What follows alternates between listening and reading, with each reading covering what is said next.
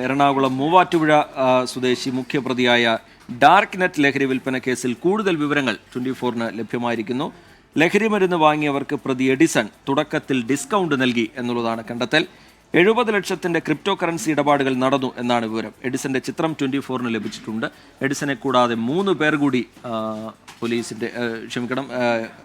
Narcotic control ബ്യൂറോയുടെ പിടിയിലായിട്ടുണ്ട്. 24 exclusive.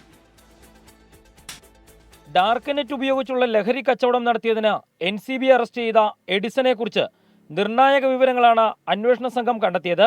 Bangalore കേന്ദ്രീകരിച്ച് ലഹരി വിൽപ്പന നടത്തിയതായും മാസം തോറും 10,000-ലേറെ LSD സ്റ്റാമ്പുകൾ വിൽപ്പന നടത്തിയിരുന്നതായും അന്വേഷണ സംഘം കണ്ടെത്തിയിട്ടുണ്ട്.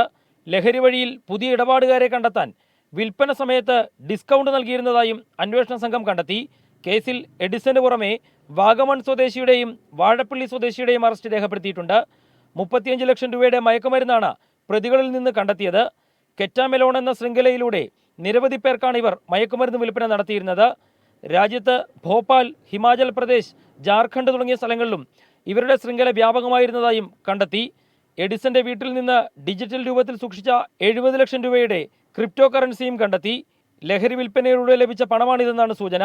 ലഹരി കേസിൽ ഡേവ്സൺ നാർക്കോട്ടിക് കൺട്രോൾ ബ്യൂറോയുടെ പിടിയിലായതിനു പിന്നാലെ ബന്ധുക്കൾ മൂവാറ്റുപുഴ നഗരത്തിലെ വീട് പൂട്ടി എങ്ങോട്ടോ മാറിയിരിക്കുകയാണ്.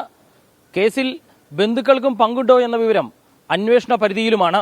പ്രദേശവാസികളുമായി വലിയ ബന്ധം പുലർത്താത്ത ആളാണ് പ്രതിയെന്ന് നാട്ടുകാരും പറഞ്ഞു. പരിചയം ഉണ്ടോയെന്ന് വെച്ച് കഴിഞ്ഞാൽ ഈ വന്നു പോകാനുള്ള പരിചയം മാത്രമേ ഉള്ളൂ, അല്ലാണ്ട് വേറെ പരിചയം ആർക്കുമില്ല. ആരോട് ബന്ധപ്പെടണല്ലോ. വീട്ടിൽ അവന് അച്ഛനും അമ്മയും ചേട്ടനും ഇവിടെ ഉണ്ടായിരുന്നു, ചേട്ടത്തിയില്ല, വേറെ ആരും പറഞ്ഞ. സാമ്പത്തിക ഇടപാടിന് പുറമെ ആരെയൊക്കെയാണ് എഡിസൺ കച്ചവടത്തിൽ പങ്കാളിയാക്കിയിരിക്കുന്നതെന്നതും അന്വേഷണ വഴിയിലാണ്.